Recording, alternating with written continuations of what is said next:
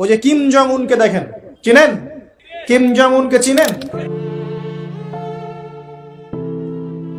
এই পৃথিবীতে এক দেশ আছে যেখানে সকাল শুরু হয় শাসকের মুখ দেখে, যেখানে মানুষ জানে না ইন্টারনেট কি, ফোনে কথা বলতে হলে অনুমতি লাগে, আর একটি ভুলে ঝরে যেতে পারে প্রাণ। হ্যাঁ, আমি বলছি উত্তর কোরিয়ার কথা। পৃথিবীর সবচেয়ে গোপন ও রহস্যময় রাষ্ট্র। চলুন আজ জানি পর্দার আড়ালে লুকিয়ে থাকা সেই দেশের অজানা কাহিনী।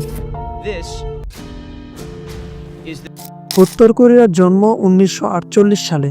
কোরীয় যুদ্ধের পর জাপানের কাছ থেকে মুক্ত হওয়ার পর কোরিয়া দুইভাবে বিভক্ত হয়, উত্তর কোরিয়া এবং দক্ষিণ কোরিয়া। উত্তরে ক্ষমতায় আসেন কিম উল সুং, যিনি নিজেকে চিরন্তর প্রেসিডেন্ট ঘোষণা করেন। তার মৃত্যুর পর ক্ষমতা পান তার ছেলে কিম জং উন, এরপর বর্তমান নেতা কিম জং উন। উত্তর কোরিয়া একমাত্র দেশ যেখানে 3 প্রজন্ম এক পরিবার শাসন করছে।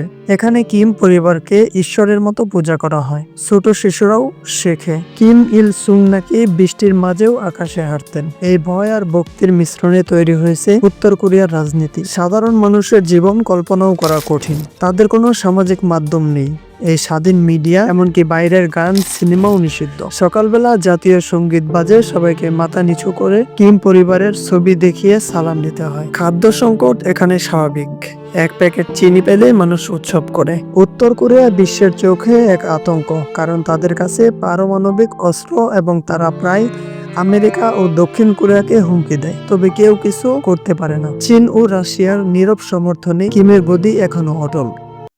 তাদের পরীক্ষামূলক ক্ষেপণাস্ত্র উৎক্ষেপণ পুরো বিশ্বের শান্তিকে বারবার নাড়া দেয়। বর্তমান নেতা কিম জং উন সম্পর্কে খুব অল্প তথ্য পাওয়া যায়। শোনা যায় তিনি সুইজারল্যান্ডে লেখাপড়া করেছেন, বিলাসবহুল জীবনযাপন করেন এবং তার স্ত্রী সুলজুকে খুব গোপনে রাখা হয়।